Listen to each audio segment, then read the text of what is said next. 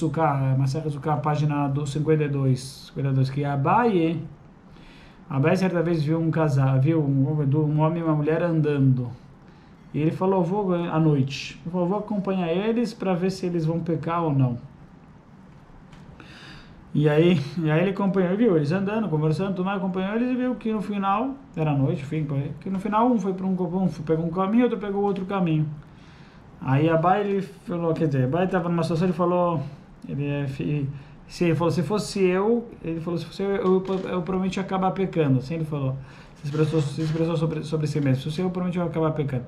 E Abai fala uma coisa interessante, que ele fica mal, ele falou, quer dizer que eu tô com a cabeça nisso, enfim, quer dizer que eu tô com a cabeça nisso, que eu tô com, enfim, tô num nível que não posso ficar em erro porque pode chegar a isso, enfim, essas pessoas, enfim, estão conversando, mas não leva ao pecado, quer dizer, eles estão num nível superior a mim, que não tem essa necessidade, enfim, né, eu tô num nível baixo, que qualquer coisa vai levar ao pecado, que já pensa nisso, enfim, que só pensa nisso.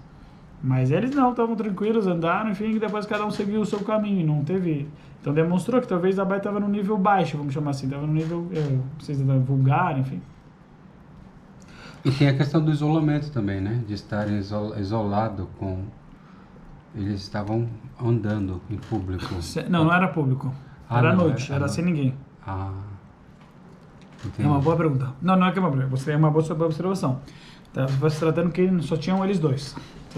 Enfim, era à noite, estavam andando uma estrada sozinhos. E a Bai só foi ver, enfim, que ela falou, vou acompanhar para ver se vai acontecer alguma coisa. E quando é mais velha? Quando é mulher mais velha? Com relação a essas rota, infelizmente não vai fazer muita diferença. Não faz diferença? Não faz muita diferença, mas não faz muita diferença. Existe um ritva. A idade não faz diferença na prática, no sentido, enfim, porque é uma questão, nós sábios não fizeram lopalug, nós sábios não fizeram separação, se é mais velha, se é menor, enfim, não fizeram se o homem é mais velho, o homem é menor. Por mais que, enfim... Eu sempre penso na questão tem a idade da minha mãe, por exemplo, né? Tipo, tem a idade da minha mãe, então tudo bem. Certo. Mas acho que não vale isso, né? Não. Alergicamente falando, eu falo assim, não vale. Mas como eu falei, a ideia de Yehuda, na verdade, é uma das ideias que enfim, a gente pode depois elaborar mais.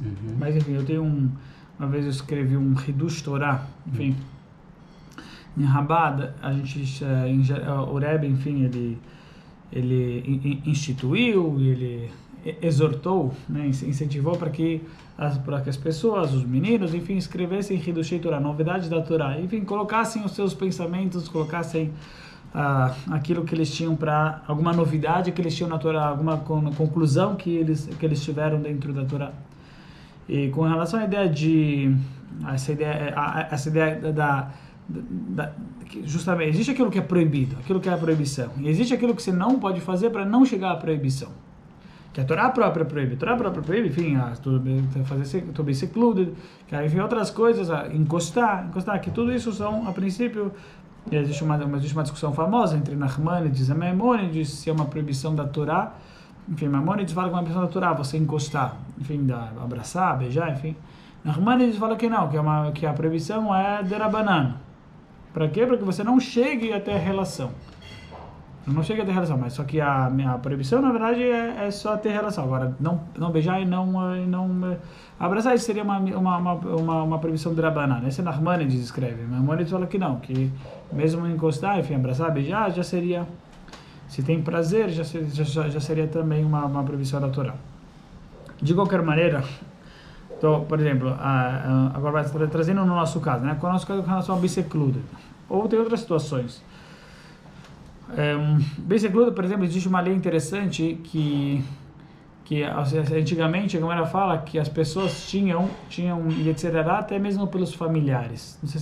Eu não sei se a gente já comentou ou não, mas uma Gemara, Masechet Yomá, no Talmud, no Tratado de Yomá, que lá na página 74 fala uma história interessante, enfim, que o povo judeu estava numa situação que estava pecando muito, não estava aguentando, estava pecando.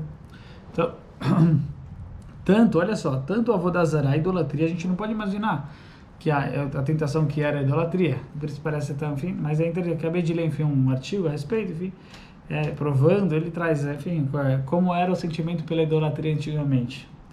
É interessante, quer dizer, ele traz provas também não só judaicas, enfim, que as pessoas, não sei se de livros, enfim, que as pessoas tinham uma atração pela idolatria, como se fosse pela atração pela, que nós temos atração sexual, esse dia é uma atração por idolatria. E é interessante, por quê? Porque Deus fez isso. Porque assim como você tem, justamente porque você não, enfim, tem Deus, mas aí Deus criou em você uma atração para você trair Deus, Então é por isso, tinha a atração pela idolatria. Então, mas assim a gente vê com certeza também nos livros judaicos, enfim, que existia essa meshihá, essa atração pela idolatria. E aí nós sabemos, mas o pessoal estava pecando muito, não estava aguentando. Ele traz até enfim, teve um rei muito ruim, enfim, que foi Yoravam ben Nevat, né? Yoravam ben Nevat, enfim, foi contemporâneo de Rehavam. Depois que o rei Salomão perdeu o reinado, o filho dele ficou com uma parte, não perdeu, ficou pela metade, né? Deus falou que iria castigá-lo e ia dividir pela metade. Então ficou metade para Rehavam, metade para Yoravam ben Nevat. Yoravam ben Nevat foi um rei muito, enfim, muito ruim. Ele fez Avodah Zarah, mas está escrito que se a gente soubesse a tentação que ele teve para fazer idolatria, para colocar um templo sagrado, um pêssego, uma estátua no templo sagrado, enfim, que a gente, enfim, quem somos nós, que a gente não aguentaria, que a gente não conseguiria, enfim, julgar ele, então, porque nós não estivemos, enfim, na situação dele com essa atração que ele teve tão forte para fazer idolatria. Mas que se nós tivéssemos, nós também não aguentaríamos uma expressão mais ou menos parecida com essa. E depois eu posso ver exatamente de volta.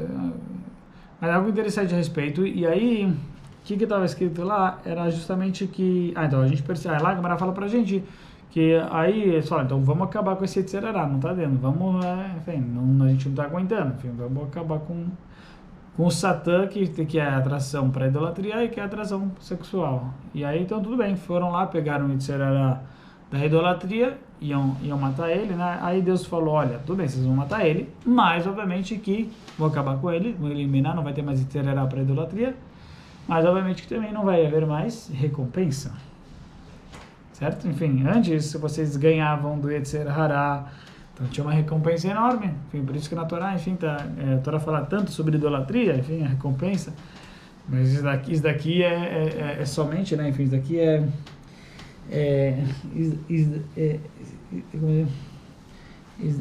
isso daqui é somente isso daqui essa recompensa se restringe, enfim, se houver a tentação. Se limite, somente se houver a tentação, aí tudo bem, aí você pode ter a recompensa. Aí, por exemplo, você ganhou a tentação, então você vai ter, mas se não tem tentação, então aí não tem recompensa, não tem graça, né? Enfim. Então, falando, o que vocês preferem? Recompensa e tentação e recompensa, ou não tentação e não recompensa? Eles falaram, fizeram um cálculo, né? A gente já está há bastante tempo com essa ideia, enfim, tentação e recompensa, a gente não está ganhando. Só está perdendo, enfim, não está dando certo. A gente já tentou, estamos só, ninguém está aguentando, tá todo mundo caindo, então é melhor a gente desistir da recompensa e pelo menos não vai ter mais a tentação e pelo menos a gente não vai ser mais castigado, não vai ter... Vai sobrar mais tempo para focar em outras coisas. Certo. Não é? Então tudo bem, decidiram. E aí quando foram fazer para o Yetzirará de Arayot, da ideia sexual, mas aí não deu certo. Por quê? Porque mataram ele, só que aí, obviamente, o que aconteceu? As pessoas pararam de ter relação. As pessoas não tinham mais... Está escrito que nem as galinhas, enfim. As galinhas, elas pararam de botar ovos. As galinhas pararam de botar ovos, enfim, mas sem dúvida, as pessoas, até mesmo as galinhas, enfim, quer dizer, não tinham mais... Quanto mais os seres humanos, enfim, com certeza não estavam tendo mais a relação, porque não havia mais a atração nenhuma. Então, obviamente que não ia dar certo. Por quê? Porque como ia continuar a prole, né? Como ia continuar a prole, enfim, a gerar mais filhos, a continuação do ser humano, a continuação do mundo ia parar. Então, por isso eles não tiveram o que fazer. Vem de volta, tiveram que chamar o Yetzirará de volta, matar, meio que fazer, como a gente fala, ressuscitar ele, ressuscitar o Yetzirará. E aí fala, mas só que por outro lado, tudo bem, não teve o que fazer, mas aí falar, mas vamos pelo menos... Já pensou, não tem bolo sem as galinhas? Certo.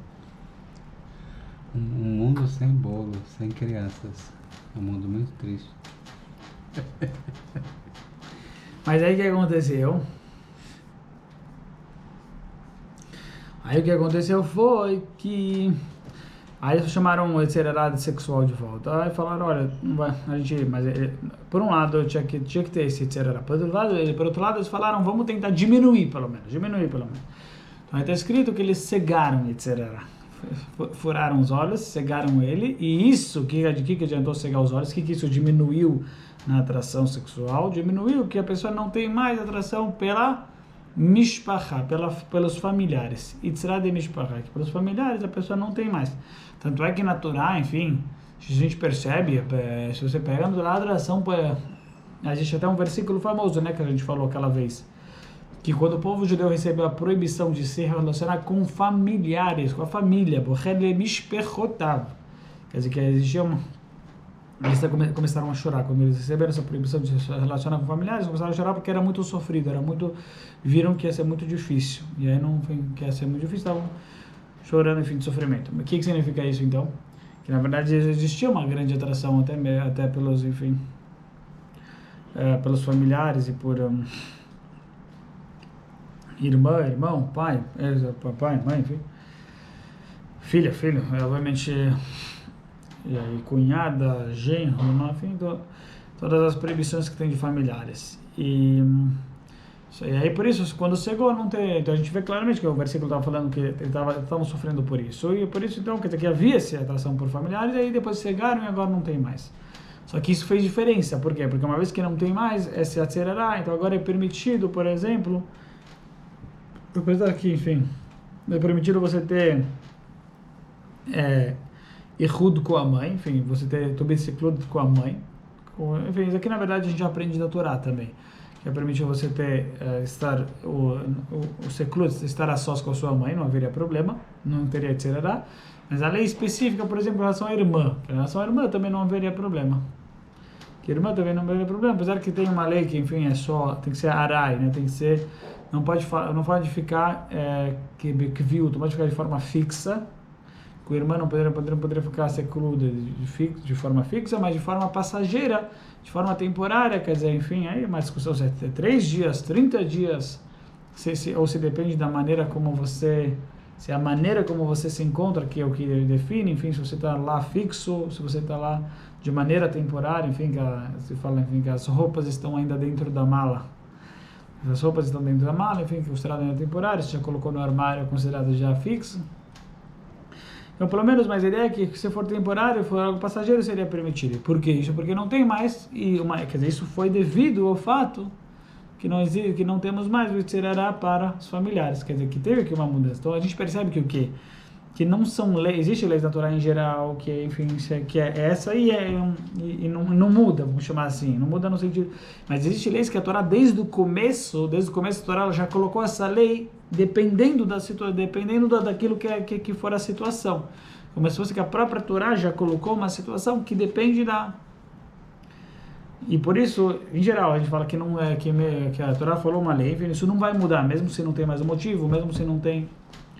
Mas aqui tem leis na Torá que a gente encontra que a Torá ela estipulou diretamente o motivo para essa razão, para essa mitzvah, para essa verá, e se mudou a razão, então a Torá já colocou dessa maneira que poderia mudar agora a lei. Então talvez antigamente era proibido se estar secluded com a irmã, porque havia Yetzirará, porque havia a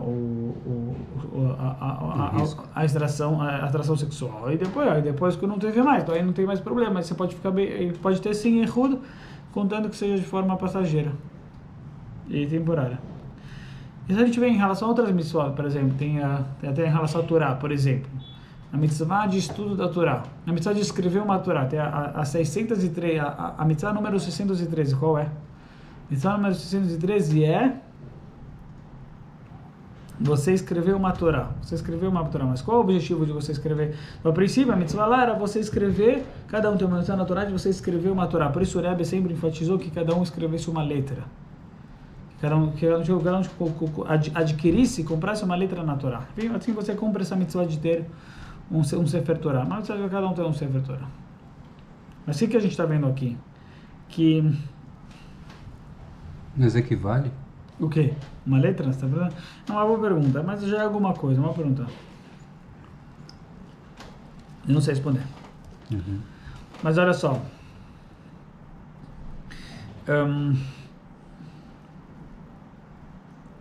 Mas lá está escrito, então, a princípio, agora, hoje em dia, a pergunta é, lá, mas você descreveu o Sefer Torah. Agora, hoje em dia, tem gente que fala, o Rosh, enfim, Rabbeinu Asher, um grande legislador, escreve que naquela época eles estudavam através do Sefer Torah. Então, era por isso que lá naquela época, como se cumpria essa mitzvah, era através de escrever o Sefer. Hoje em dia, a gente não estuda direto do Sefer, a gente estuda através de outros livros, mas não direto do Sefer Torah. Tem o Gemara, Talmud, Chumash, enfim. Mas não direto do Sefer, então por isso a mitzvah já é outra, não é mais a mitzvah de escrever o próprio Sefer Torah, mas sim escrever os livros que você vai estudar. Uhum. Quer dizer, uma halakha que, por assim dizer, ela tem uma certa mudança de acordo com aquilo que é a situação. Antigamente era a mitzvah escrever o próprio Sefer, e hoje em dia a mitzvah seria escrever não o próprio Sefer Torah, mas sim escrever outros livros que nós estudamos. Quer dizer, lá na Torá a mitzvah era uma, mas já que a razão para essa mitzvah é ensinar, a gente aprender, então a situação é qual livro que a gente aprende, qual é o livro que a gente estuda. E no caso, o livro que a gente estuda seria Humash, Gemara, Talmud, mas não o Sefer em si. Então por isso acaba mudando a mitzvah. A mitzvah não é mais escrever o Sefer, mas sim agora a mitzvah seria escrever Talmud, Halakha, enfim. Mas, por exemplo, mais uma interessante também, que enfim, que a gente percebe isso, é até interessante, é forte isso aqui, mas enfim, com relação a carne com leite, por exemplo. Então existe uma proibição de você cozinhar carne com leite. Só que a Torá fala, enfim, o Medrash escreve, Maimônides escreve, por que é proibido cozinhar carne com leite? Para que você não chegue a comer. Então toda a proibição de cozinhar é para que você não chegue a comer. Então a pergunta então vai ficar, será que eu posso cozinhar carne com leite com uma situação que não é para mim comer? Não. Como, por exemplo, cozinhar no McDonald's não kasher. Um judeu pode trabalhar no McDonald's não kasher com comida que é taref? Não. Por quê? Porque você está falando que a proibição de cozinhar não tem a ver com se você vai comer ou não. Mesmo que a pessoa não for comer, mesmo que não haveria essa... Estou falando mesmo que não haveria a possibilidade, não haveria a suspeita. Não haveria suspeita da pessoa vir a comer, mesmo assim é proibido. Mas a gente está vendo aqui que é trazido nesses livros que a proibição, na verdade, como se fala, é restrita, é limitada, não tem é somente se você for, quando tem a suspeita de você for comer. Se você não for comer, teoricamente não haveria essa proibição de cozinhar. Assim é trazido, enfim, por um livro do Vev Mesharim. O Vev Mesharim foi um grande rabino, foi rabino da Yeshiva de Chebin. E ele escreve que, a princípio, Rav Dov Berish Weinfeld, ele escreve que, a princípio, já que você não... Ele traz um reducho, uma novidade, mas é uma situação que não tem nenhuma suspeita do judeu comer, que está cozinhando para um não-judeu, né? No caso, está cozinhando para um não-judeu, então teria talvez onde se basear, não que ele fala direto, né? Mas teria onde se basear, quer dar um reter, quer dar uma permissão para a pessoa assim poder cozinhar nessa situação, já que não haveria... Quer dizer, já que a Torá, ela de acordo com essa explicação, esse medrash, enfim, essa passagem, está associada diretamente, exclusivamente, está associada com a pessoa comer. Se a pessoa não for comer, não haveria essa proibição. Porque a gente percebe que tem proibições na Torá que estão associadas a algo. Se não tiver, são limitadas a uma certa situação. Restritas, enfim, exclusivas para uma situação. Mas se não haveria essa situação, talvez poderia. Mas trabalhar? Fala. Mas trabalhar o cara vai ficar o dia inteiro lá. Sim. Vai ficar o dia inteiro lá. O problema é que sentir fome é do ser humano, né? Então você está falando que talvez sim haveria problema dele pegar da comida. Não disso, mas dele ficar se colocando numa situação de vulnerabilidade, de se ser tentado o tempo inteiro pela fome, não pela comida. Tarefa. Não é? Tem uma vez eu escutei uma coisa muito interessante de um rapaz no shiur. Ele falou que toda vez que ele ia em Los Angeles tem um hot dog kasher que eles fazem o bacon. Eles fazem um bacon simulado. Certo. Bacon simulado. Fake, né? Tipo, não é bacon. E toda vez que ele vai lá com o pai dele, ele come, tem gosto mesmo de bacon, que eu não sei como é que ele sabe, mas enfim. Mas aí eu pensei, lembrei disso agora, porque é caché, né, tudo, mas assim, você está se colocando numa situação de teste, né? Então assim, por exemplo, eu não sei qual que é o sabor de você comer um pedaço de carne de porco. Não sei, eu Certo. não sei. Mas assim, qual que é o odor do cozinhar, porque eu morei no Japão. Certo. Então, se colocar numa situação onde você pode virar, Sim, sim. né, a praticar, eu acho que não é saudável, porque nós poderíamos estar nos concentrando em outras coisas, né, maiores.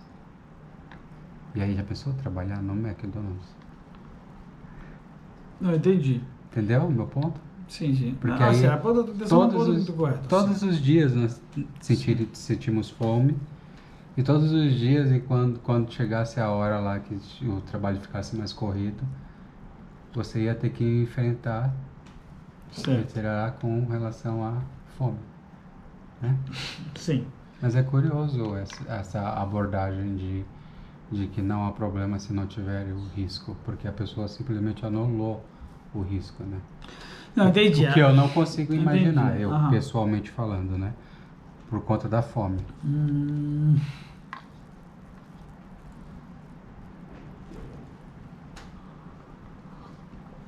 Tá bom. Então agora vamos colocar assim, vai. Entendi. Não, tá bom, é uma boa, excelente observação, excelente. Então eu vou colocar, se fosse para só cozinhar uma vez só, vamos chamar assim, uma situação mais específica, né? Mais pontual. Vai lá, cozinha para um judeu e sai. Só uma vez. Ou seja, sei lá, por uma hora que não tem tanto essa